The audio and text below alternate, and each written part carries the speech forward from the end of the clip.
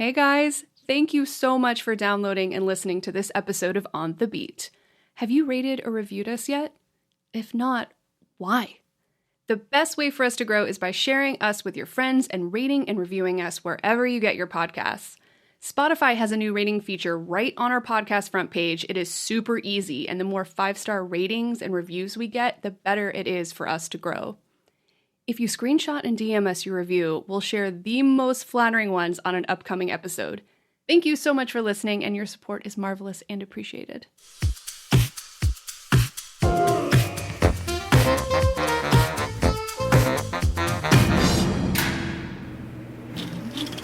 Well, hello there. Welcome to On the Beat, the podcast that uncovers full frontal male nudity in cinema.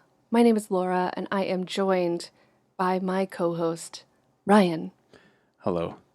I'm letting Ryan take the lead on this, our 2022 Oscar review of the 94th Annual Academy Awards ceremony.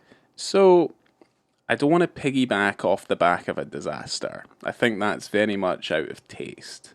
But we do want to talk about the awards because we have a lot, not necessarily at stake, but we are involved, I feel, in a way.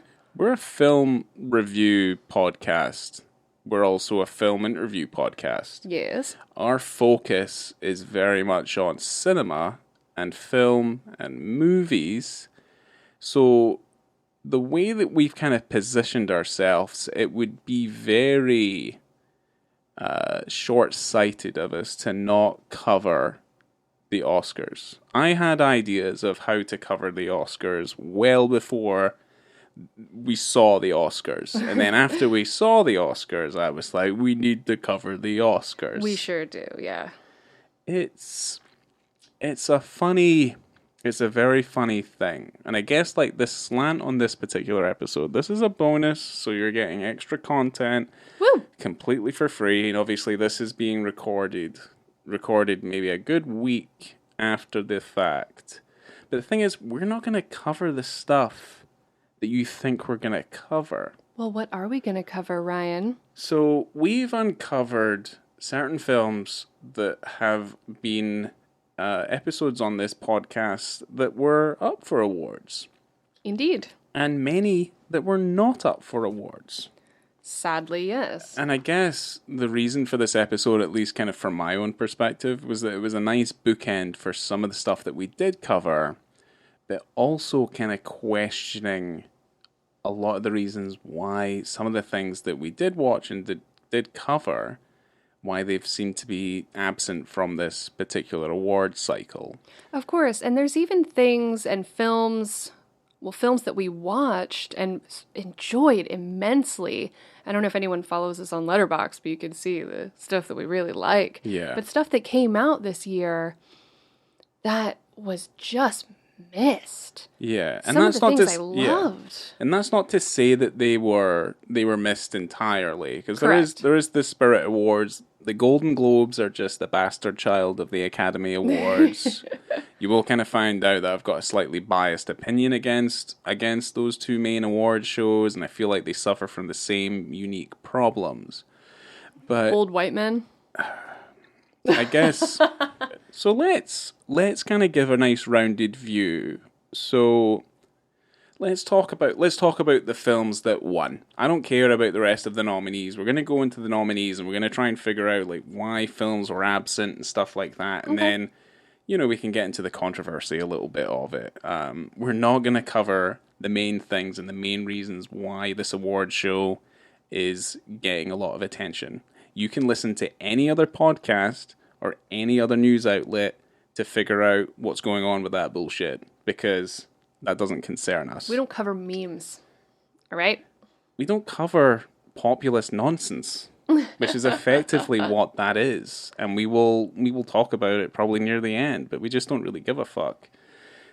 Coda won Best Picture, right? Now, Coda is that movie about The young girl who grows up, her family is all deaf, and she wants to sing. well, that's what Coda means. Child of deaf adults. Yes. Right? So, it's about the deaf family.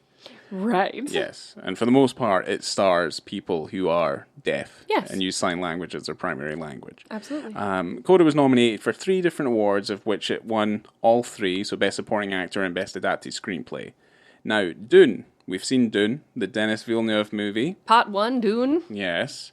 Dune is fine. It's a 3-star movie, okay? So, I like Dune. it cleaned up all the technical awards. It cleaned up cinematography, score, editing, production design, visual effects, and sound. Was there an award for most sand? There was a meme that I saw online which I thought was quite funny, but you know, like all the stuff for like the like all the dust particles and things, because they're people were calling it cinnamon. That's why it won the cinematography award. Anyway, it's a cinematographer's joke. But anyway, okay. Cinematography. Yeah. Now, what we're going to get into, and we'll get into a little bit more detail about, is obviously the Best Director winner, who's our favourite, Jane Campion. I know you love her. You love a bit of the Campion. And we covered her film. Campion, the champion. You took one of my jokes away that No, was going to did be I? near it, yeah. But yes, we covered her film, Power of the Dog. But her win is more notable, not because I feel like she was the most worthy winner, but because this is the first time there's been back-to-back female directors who have won. Your previous Chloe Zhao won for Nomadland. Oh, Yes. the year before. Yes. I didn't like that movie. Well, I can understand why it was popular, but no, I didn't think it was fantastic. But At least it looked good. yeah, well, Jane Campion's the only other. She's the 3rd female director to win Best Director. That is the saddest. Who do you think is the 3rd one? So there's Oh God, I don't know. well, there's Jane Campion, there's Chloe Zhao. Who do you think the 3rd one was? Sofia Coppola. My favorite, Catherine Bigelow. Oh, Catherine Bigelow. Yeah, she I don't won. know. I was just throwing somebody out there. Well, she won for The Hurt Locker in 2010. So that was I a like big Bigelow. one. Who won? Who won? Who do you think won Best Actor? Oh, come on. It was Will Smith. All right. Yeah. Going on. Moving forward. Jessica Chastain, she won Best Actress for The Andrew Garfield movie that she was in. Eyes of Tammy Faye. Right. So Sorry. Yes. Well, that film also won I'm Best. tired. I actually really like that movie. Well, they also won Best Makeup, that film. So yeah, they did all right. Yeah, obviously. I know, because they caked it on her face. Yep. They used one of the guns from the Bugsy movie that Alan Parker won, the potato guns. They just fired it directly onto her face. Best Supporting Actress, Ariana DeBose for West Side Story? Spielberg's West Side Story. Best Original Songs went to No Time to Die. Supposedly, there's a lot of songs in that category for films that I'm just like, did I have a song? They're Best Original Songs, but anyway, No Time to Die did win. Encanto, right? Oh, okay. Well, Encanto won best animation anyway, so it doesn't really matter. Best animated feature for Encanto. You can't go wrong with a James Bond song, though. You can. They're all like, which one? Madonna did a really bad one. Oh, Which they're was all really good. Die Another Day. Die Another Day was terrible. Oh, I'm trying to remember like one of the last great ones. Adele, Skyfall. Skyfall was the last good one. Yeah, Was so good. yeah, it's a really strong. Well, it kept in with just whap in a really strong female singer and get her Diamonds Are Forever. Diamonds Are Forever. Oh yeah.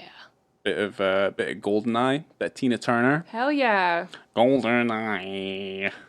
Diamonds Are I Forever. found his weakness. Anyway, best doc went to Summer of Soul. Best original screenplay went to Belfast. Sure. Best costume went to Cruella. Best live action went to The Long Goodbye, which was that. Riz Ahmed. Yep, that's it. Best doc short went to The Queen of Basketball. Best animated short was The Windshield Wiper. Best animated feature, like I said before, was Encanto. Best international feature was Drive My Car. All right. This is Ryusuke Hamaguchi's feature film, based off the Murakami story. His is an important film. It's the only other Japanese film to win Best International Feature since Departures, which I think is 2008, but don't quote me on that. Okay. And he stands alone with Drive My Car by winning the same amount of nominations as Kurosawa's Ran did. Dang. Which is a massive feat. No, that's insane. Yes. But there are like honorary mentions and like honorary award winners, which were obviously Rashomon, Gates of Hell, Samurai 1, Musashi Miyamoto, and obviously Ran, like I said before. Right. Didn't you say that there wasn't an international category for a long time? Rashomon got it into effect in 1956. Okay. So that's why there's not a lot of... That's why Kurosawa doesn't have... Basically anything all of the awards. Until Rashomon gets its honorary Oscar, and then obviously Ran, I don't know how many it won. I don't know if it won any, but it did get nominated for 4. Okay. The same as Drive My Car did. Nice. All right. The only issue is obviously with Ryosuke Hamaguchi's speech was because of all the rest of the bullshit that was going on with the ceremony. He was certainly cut off at one point. That happens, though. You know, that happens to most people. That's fine. But then certainly when you've got people coming on stage spouting nonsense that you don't really need to hear, certainly when you're trying to keep a show short, which was obviously what they were trying to do, yeah, what the Academy were trying to do, unsuccessfully it seems. It seems a little bit disrespectful. Yeah, of course. Yeah. I get that. And what do you think won fan favorite? I have no idea, Ryan. I genuinely don't. And I remember them talking about having this category, and there was this going to be bullshit category. Votes. Okay, this is fan favorite. So, okay, if there was a fan favorite film... It was a film that wasn't good enough that the Academy deemed worthy enough to nominate. Oh, because I was going to say maybe Far From Home. No, you were wrong. There are 2 separate categories that the audience were allowed to vote on. One was fan favorite, and one was most breathtaking cinema moment. Both moments went to Zack Snyder. What? Yeah. But Spider-Man Far From Home was within the time frame, was it not? To be I think it was nominated? only nominated for effects Oscars. I'm really annoyed about Spider-Man. Okay, so tell me, Zack Snyder? Yeah. Zack Snyder. So what films do you think of Zack Snyder's came out? Well, it was the Justice League. Justice League was the Snyder Cut, right? Uh-huh. Was the most breathtaking cinema moment to audience goers. Okay. What moment? Was it an actual moment in the film? I'm assuming it's when the Justice League assemble that people deemed... I saw a clip of them talking about the cinema moments, and I didn't know I didn't realize it was like a category, but the moment I remember seeing from the Justice League was when the Flash goes into the Speed Force. I think that's what it is. Yeah, I think you're right. Yeah, I think that's what it is. Which is in no way comparable to that scene we all remember and love and will cherish in our hearts of Spider-Man. Yes. Which made me cry. But this is kind of like, let's give a medal to the participants in the Child's Run. Like, this is basically what that is. It's kind of a little bit insulting. What was the one that won fan favorite film? Army of the Dead.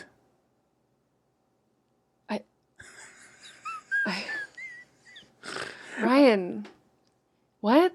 Yeah, Army of the Dead. That movie sucked. That movie does suck. We didn't even finish that movie. No, I couldn't finish it. It's terrible. We turned it off. Yeah, and it's I'll awful. watch dross, as you say. Yeah. I watch crap. Yeah. I love a bit of crap. Yeah.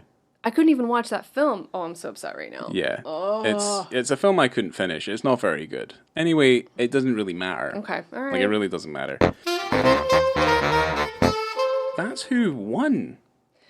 And now, obviously, we're looking at it from the standpoint, and I'd kind of made a few comments when the nominees list came out, and I was Maggie like, Gyllenhaal? Here's the thing, and we're going to get into that, sorry, right? sorry. I was like, when was the last time anyone gave a shit about the Oscars? Well, I'm always interested. I'm always interested because it kind of gives me a list of things to look out for, maybe something I wouldn't have watched before. Yeah. And I love suggestions. So I take the awards ceremony and the nominees as suggestions. Yes. Little watch list. I mean, I'd go not too far back, but I'd say when Parasite won big at the Oscars, I felt like there was a turning point there. That was super cool. Yeah. I felt like the best film won. I don't know, when Lord of the Rings swept up for Return of the King, Not the best film. I was really turned on. Fellowship is a better film, but it doesn't matter. Yeah, but you gotta wait to right? the end. You gotta get the whole trilogy. Here's I the felt like thing. it was an award for the whole trilogy. Well, here's the thing. Let's talk about Lord of the Rings. We're never going to be 100% happy with who does win. I think that's kind of the whole point. I kind of feel like this is a little bit more polarizing by the way that this particular Oscar ceremony has been ponied out, so to speak. Right? Okay. There was honorary Oscars brought out. Denzel Washington gave one to Samuel L. Jackson. Elaine May also won one. And Danny Glover also won one. But as far as I'm aware, it wasn't televised. Because obviously they've cut a bunch of categories from it to make it shorter. Yet the Academy, like the actual ceremony itself, ran almost over 20 minutes. Okay. So things were still cut, but they still ran over time. Right. Now, let's just say we're not incredibly informed on everything. And I kind of feel like that's the whole point, is that we've not seen everything that's on the list. But that's not the point why we're here. We're just informing you of what happened so that we can get into what we really want to talk about. Ooh, tell me. This is a bookend for like the Power of the Dog stuff. The Campion, the Champion. Yes. Because we've covered 2 of her films in the At podcast least, and yes. in the episodes that we've had out so far. Yes. Which is, we might not have done it, but because Power of the Dog, it just felt like we had to do it, you know? I'm glad we did. Yeah. Because it works for this situation right now, considering does. that she won Best Director. Yes. And not only did she win Best Director at the Academy Award, she won Best Director at the Golden Globe. Just tell me the controversy. Well, hold on. I wanted to finish up like the ceremony itself, right? So this award show was about retrospectives and celebrating reunions and anniversaries. Okay. So they carted out the previous cast members of Juno. Remember that movie? I do That remember. Jason Reitman movie about the pregnancy. Yes. They tried them out for Pulp Fiction. Remember that briefcase with the light bulb in it? I sure do remember that. Godfather. Although, Cool. not the first Godfather. Must have been both of the Godfathers. Because De Niro Just was some on the stage people as well. from- Yeah, because I don't remember De Niro being in the first one. He's in the No. second one when he plays young Brando. Yeah. And also the cast of White Men Can't Jump. That's a 5-star film. That's not a problem. Yeah. Which I felt was odd. I didn't Is know it just why because they weren't were able to- there and available? I've no idea. Because there's a lot of celebrities in that room that I'm sure were in films together. Yeah. You could have put anyone up there. So here's the Is it thing. an anniversary of White Man Can't Jump? I don't really have a problem with I'm assuming I so. do like that movie. I think the movie's fine. I think I don't know if it won any awards in its time. I don't think that's really that important for what we're doing. I'm just kind of saying this is what happened, right? Yeah. This is what It happened. was a little weird. But they had 3 hosts of the show. Didn't seem particularly present during the course of the I the pretty show much, itself. I gotta tell you right now, I turned it off when Amy Schumer fell from the ceiling dressed as Spider-Man. Do you want to talk about the in memoriam stuff? Yes. So this is, I guess, where some of the controversy comes in. But we had 3 main stars come up to introduce in memory of people who've obviously passed within this last year. So Sidney Poitier, Betty White, and Ivan Reitman, I think, took a lot more center stage. So Yeah. for Sidney Poitier, it was Tyler Perry. For Betty White, it was Jamie Lee Curtis. Sorry, she brought out a little dog. I think you saw that, didn't you? It was a wee dog. She brought a wee dog No, I out. didn't see that. Well, Betty White was an animal rights activist as well. Right. So she looked after animals. And obviously Bill Murray came out and made this very deadpan speech about Ivan Reitman. Okay. Which was nice. And then, obviously, to kind of put out there was also Michael K. Williams, Ned Beatty, Sally Kellerman, Dean Stockwell, Jean-Marc Vallée, Peter Bogdanovich, Richard Donner, and Hala Hutchins, who was also the cinematographer who shot. Yep. There was a little bit more of controversy, is that where was Bob Saget in the memoriam? Was he in a lot of movies? I don't know. Either way, he must have been in some. Yeah. Why was he not mentioned? That was weird. Also, Anne Rice died this year. Mm-hmm. And she didn't get a single squad. Yeah, Not a didn't single you tell thing. me something about her son? Her son Chris Rice took to Twitter and basically did a memoriam of himself. Oh, on Twitter? Yeah. That'll do the trick. I mean, that's where all of the information is, as far as I'm concerned. Yikes. You know, but yes, like I said, it's an awards show where there's just a gaggle of people introducing stuff, and bad shit tends to go awry. But effectively, what we kind of got, if I'm going to review it in its totality, was it's just ultra entitled pageantry. Always has been. Yeah. It was always this thing where it's like you get a glimpse into like the glamour and like the majesty of Hollywood and the creation of movies, and it's this kind of magic process of like, how do they do this? And now you're kind of like, it's just a billionaire's toy box. It's always been like that, though. Yeah. No, I don't know who likes the Academy Awards. I don't know. Well, I think only the people who are being nominated are the ones who enjoy the Academy Awards. It's cool. Everyone likes an award. I like a Yes. trophy. Would you like to own a plot of land of Glencoe in your little celebrity bag that they give you when you sit down? Yes. No. No. I like free stuff. Oh, what? So what? You'd like Bradley Cooper getting a lordship when he sits down to have his like scallops on toast, yeah? No, not Bradley Cooper. Right, exactly.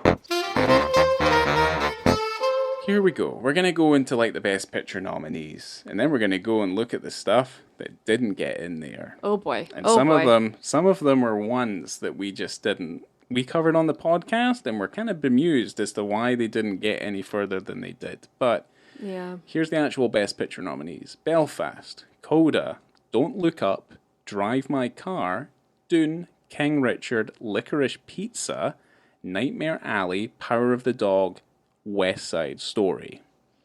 Okay. Some So- of those are trash films. Well, at least 2 or 3 of them, Oh, I didn't mean to say some. I know one of them is in particular. well, 2 or 3 of them received nothing. Don't Look Up, Nightmare Alley, and Licorice Pizza received 0 of the televised Right. awards shown, of the ones that I listed, obviously. I don't right? think this is going to be a hot take, but Don't Look Up was one of the worst films I saw. It's awful. I'm I don't surprised that know- even has a fan Is base it Adam at all. McKay? Yes. I don't know what's going on with him right now, but I'm not interested in his like political takes. I think I'm No. tired of that. No. And I'm really also tired of this trope or this thing that's happening these No. days where everyone's got chiclet teeth. Mm-hmm. These weird prosthetic teeth. Mark Rylance had these horrible teeth, and I couldn't Yeah. look away. And to be fair, there were some parts of that movie that I did find amusing. Jonah Hill, I can watch all the time. Yeah. He's incredible. Yeah. Meryl Streep, beautiful. But Mm-hmm. anyway, the movie sucked. Yeah, the movie's terrible. And I'd also say Licorice Pizza is certainly not worth a watch either. As much as I feel like it's getting the masturbatory hand from the younger generation who kind of look past the potential pedophilic aspects of Yeah, that movie. it's definitely got a nasty creep factor to it. Yes. And I still didn't hate that movie though. Yes. And I'm not too sure why Nightmare Alley's in there. Obviously, we haven't seen it, but I love Guillermo. Guillermo came big with Shape of Water when obviously that movie's was at amazing. the Oscars. So if we look at like the films that are up there, I mean, Drive My Car is also in there. So they're still trying to keep alive this idea that they'll celebrate international movies when a good one comes along. You know? I just feel as though any film, no matter where it's made, should have a chance at Best Picture. This is where we get into the part where we look at the stuff that we've seen and we're like, where is it? Or where is it in any way, shape, or form? Now, we watched a ton of films Oh yeah. last year. Fucking shit ton. And some of them we covered on the podcast. Some we're going to cover on the podcast.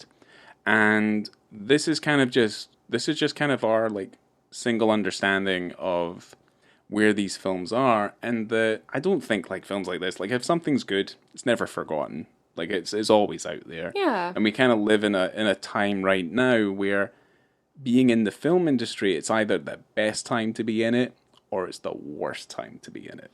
Availability of content. Availability of content. But here's the thing. Here are some of the films that, in our opinion, and this isn't all of them, there's no way, this is, in our opinion, some of the films that we felt were missing. So, Zola. Oh, I love Zola. Come On, Come On.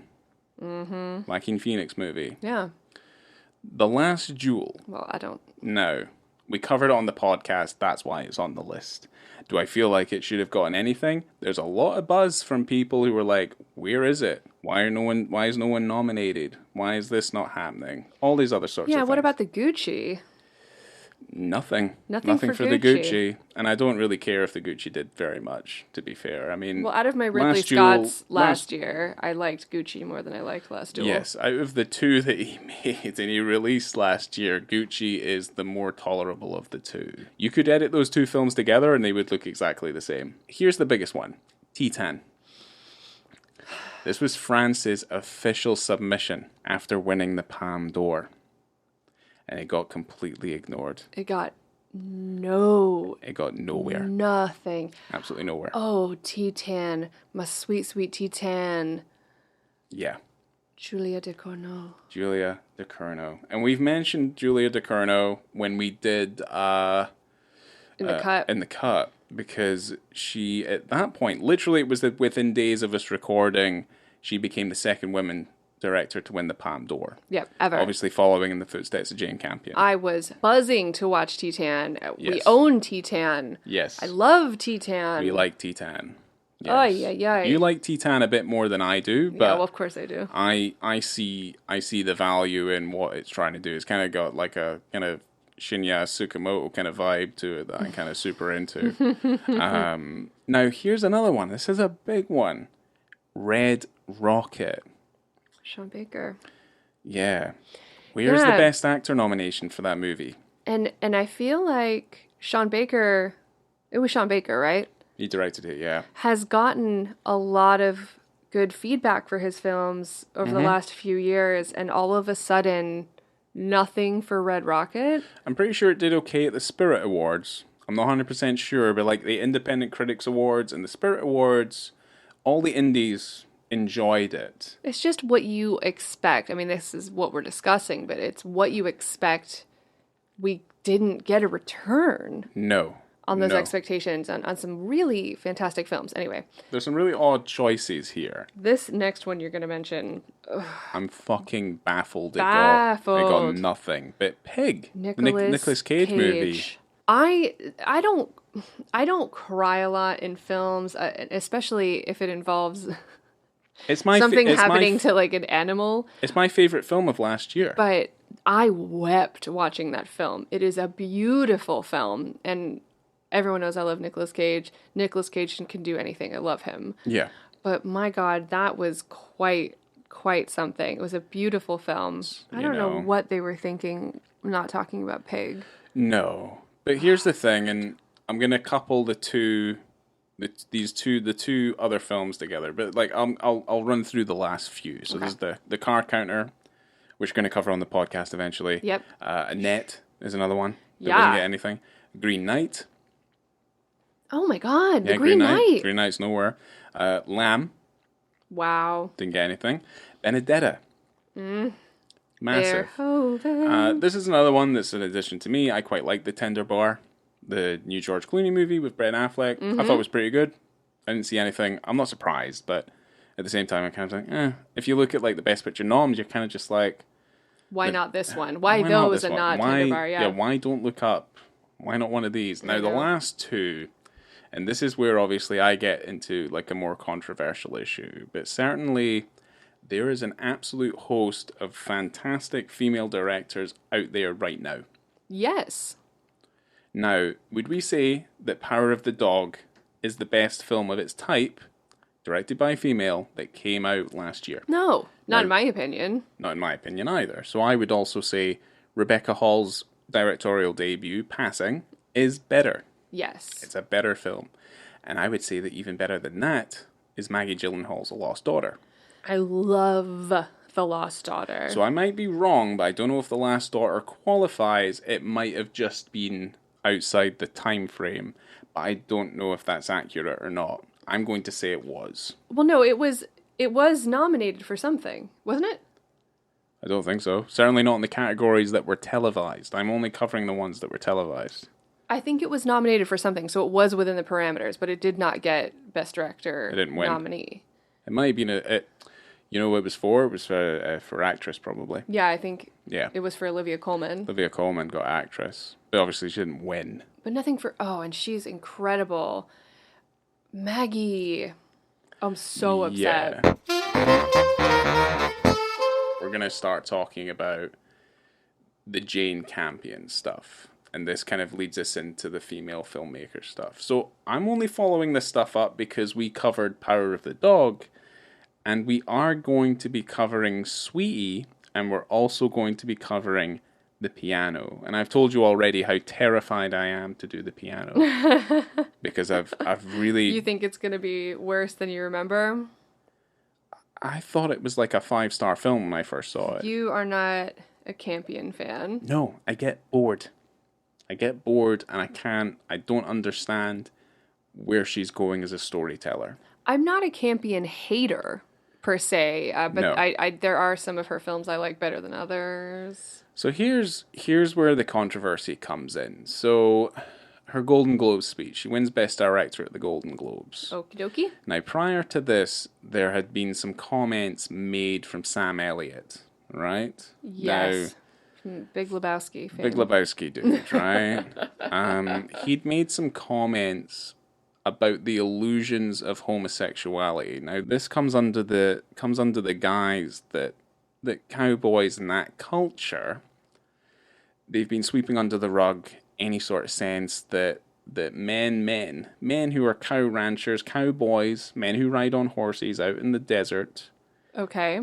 cannot love other men in the ways that you can love other men.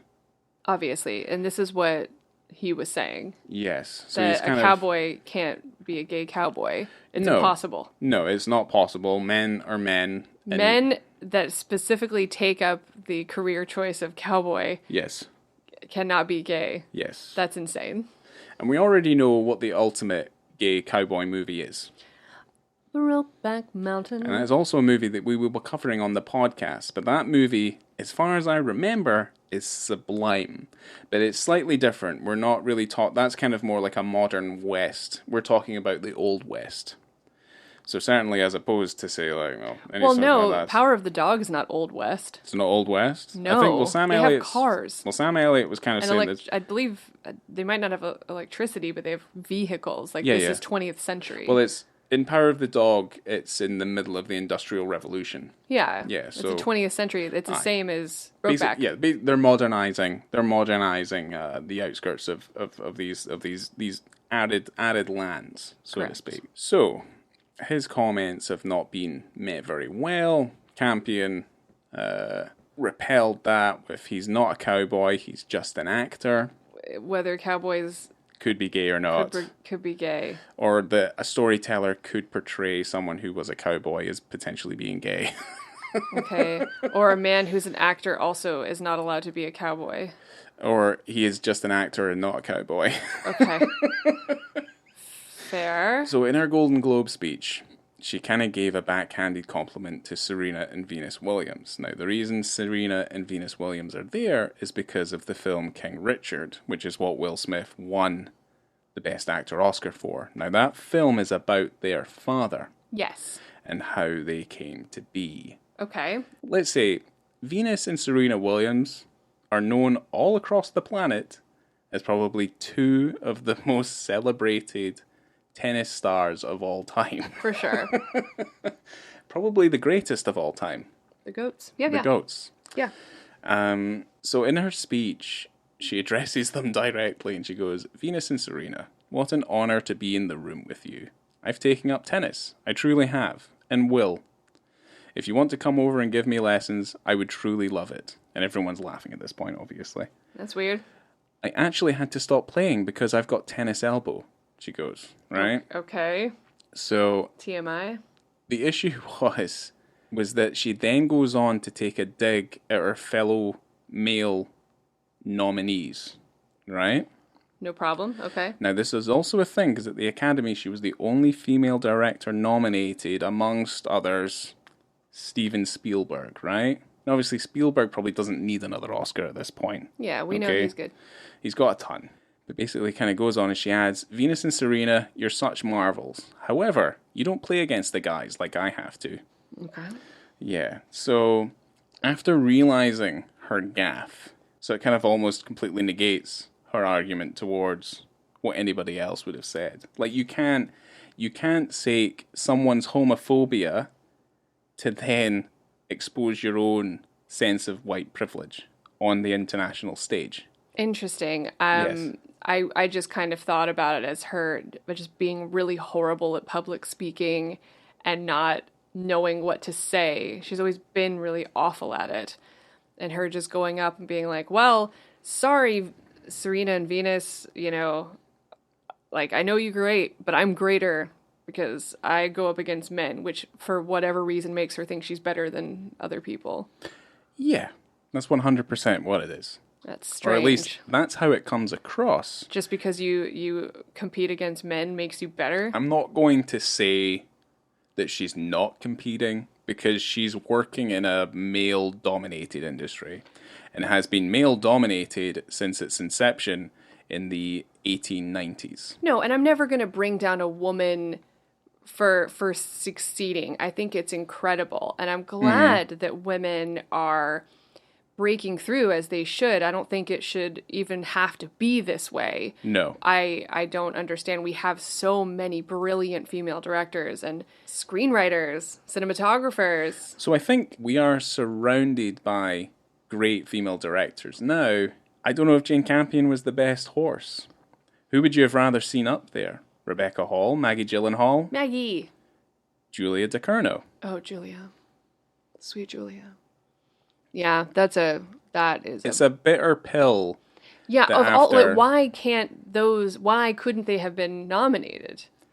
You know, it doesn't make sense. And that's our opinion. That's fair. I guess this is what all this is about. This is what it's all about, is that at the end of the day, like, I want to champion good films. I'm glad a woman won. There is such a huge hypocrisy present. The same reason we are now seeing issues with films and with TV shows that feel the need that, like, in order to meet certain checklists for popular opinion, they're now they're pigeonholing full frontal male nudity into them as well.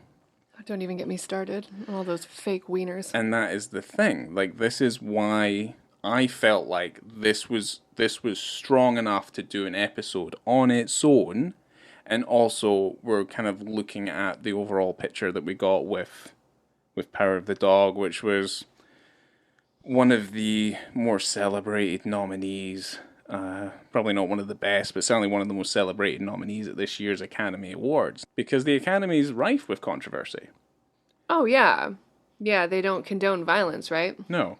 I don't see us ever covering the Academy Awards again, unless something huge happens.